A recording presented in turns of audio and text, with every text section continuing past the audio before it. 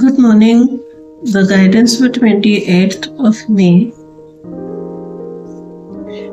is the Queen of Wands.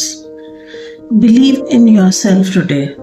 Whatever you desire to do, whatever you are passionate about, explore it, take that risk because you have that within yourself. आप वो कर सकते हो, सिर्फ थोड़ा सा आप इधर उधर डाइवर्ट हो जाते हो कि how people are judging you, तो वो फियर ऑफ जजमेंट को साइड पे रख के आज आपको सिर्फ अपने ऊपर वो कॉन्फिडेंस बना के रखना है कि आप इस दुनिया में अपना बेस्ट वर्जन दिखा सकते हो. You can just do it. And हर एक किसी का एक यूनिक स्टाइल होता है. So trust yourself. Don't compare yourself with others. Don't pay attention to how people are judging you. Be yourself. Believe in your self.